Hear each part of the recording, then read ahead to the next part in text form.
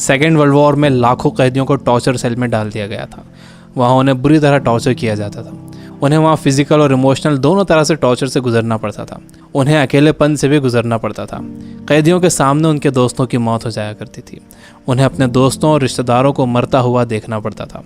ऐसे में कैदियों को ये लगने लगा था कि उनका भी मरना अब पक्का है।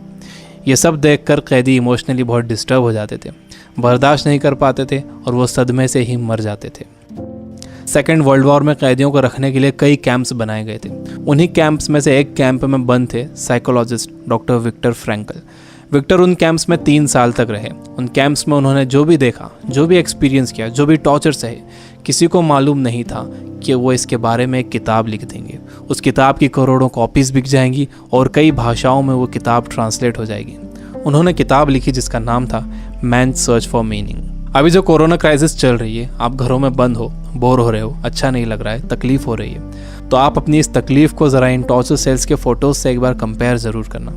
इससे मुझे पक्का यकीन है कि आपको अंदाज़ा हो जाएगा कि हमारी तकलीफ़ इन टॉर्चर सेल्स की तकलीफ़ के मुकाबले कुछ भी नहीं है।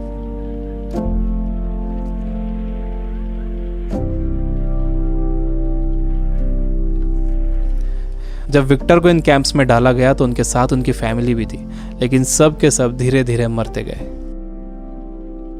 विक्टर एक इंसिडेंट बताते हैं। उनके साथ एक कैदी था। उसने फरवरी महीने के आखिर में एक सपना देखा। उसने विक्टर को बताया कि कल रात उसने एक सपना देखा था। सपने में एक आवाज़ गूंजी कि मुझसे जो पूछना है पूछो। तो मैंने उससे पूछा कि हम इस कैंप से बाहर कब निकलेंगे। तो उस आवाज़ ने कहा कि 30 मार्च को तुम लोग बाहर निकल जाओगे। इस सपने के बाद उस कैदी को पूरा यकीन हो गया था कि वो 30 मार्च को रिहा हो जाएगा। मार्च का महीना शुरू हो गया। वो एक एक दिन गिन रहा था। धीरे धीरे दिन निकलते गए। जब मार्च का महीना ख़त्म होने आया तो उस कैदी को ये दिखने लगा कि वो रिहा नहीं हो सकेगा। 29 मार्च को वो बीमार पड़ गया और 30 मार्च को वो मर गया।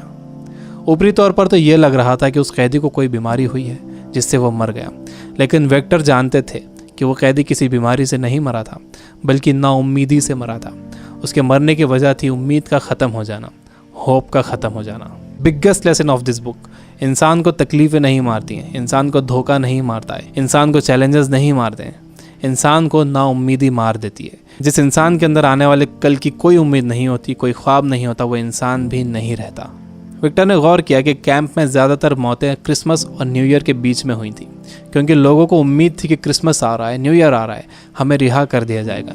लेकिन जब ऐसा नहीं हुआ तो उनकी उम्मीदें टूटी और वो मर गए। जब भी किसी इंसान की उम्मीदें ख़त्म होती हैं तो उसका इम्यून सिस्टम कमज़ोर हो जाता है, और जब किसी का इम्यून सिस्टम कमज़ोर हो जाता है तो वो किसी भी छोटी मोटी बीमारी से मर सकता है। यानी पहले उम्मीदें ख़त्म होती हैं, उससे इम्यून सिस्टम कमज़ोर होता है, उसके बाद वो बीमारी ताकतवर हो जाती है। दूसरी चीज़ विक्टर ये बताते हैं कि आपके पास ज़िंदा रहने के लिए एक बड़ा सपना होना चाहिए, एक लॉन्ग टर्म गोल होना चाहिए। जिसके पास आने वाले कल के लिए बहुत बड़ा ख्वाब है, उसके लिए आज की तकलीफ़ें, आज की प्रॉब्लम्स बहुत छोटी होती हैं।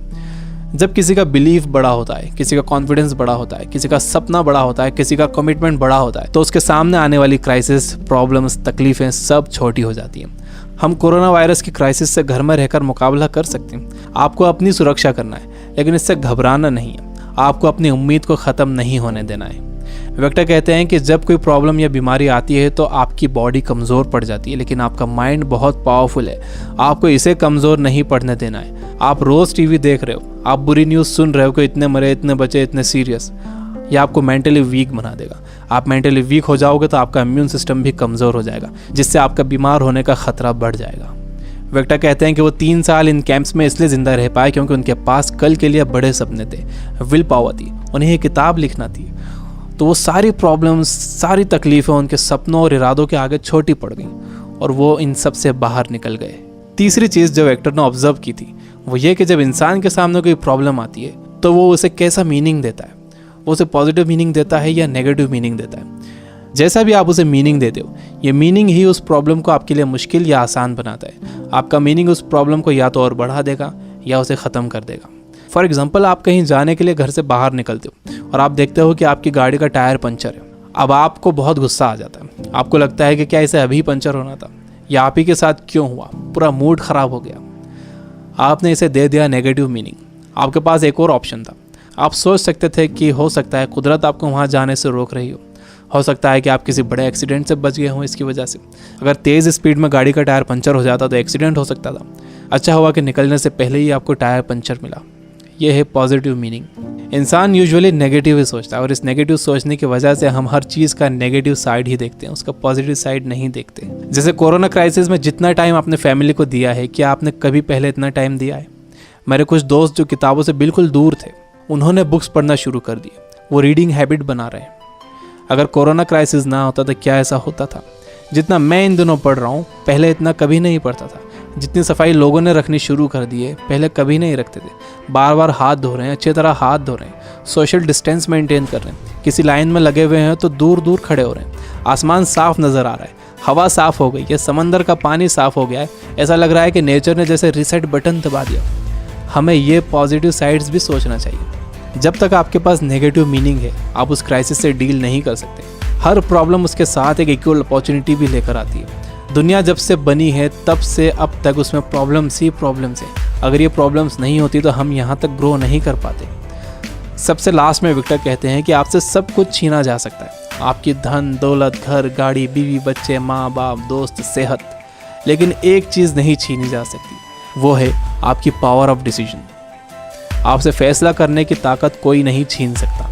अगर आप सिचुएशन से घबरा कर फैसला करते हो तो वो सिचुएशन आप पर हावी हो जाएगी, लेकिन अगर आप सिचुएशन के हिसाब से खुद को बेहतर बनाते हो और डिसीजन खुद लेते हो तो आपकी ज़िंदगी बदल जाएगी। दुनिया में इससे पहले भी कई बीमारियां आई हैं जिससे करोड़ों लोगों की मौत हुई है। उसकी वजह ये थी कि लोग अवेयर नहीं थे, उनके पास इन्फॉर्मेशन नहीं थी, इन्फॉर्मेशन लेट पहुंचती थी, बीमारी से डील करने के साधन नहीं थे। लेकिन आज का वक्त सबसे अच्छा वक्त है। हमारे पास इन्फॉर्मेशन बहुत तेज़ी से पहुंचती है, हमारे पास साधन है। मुझे पूरा यकीन है कि आगे और भी अच्छा वक्त आने वाला है और मैं आपको उम्मीद दिलाता हूँ कि आगे सच में बहुत अच्छा वक्त आने वाला है। You guys are amazing. Keep reading, keep learning, keep growing. Thank you for watching.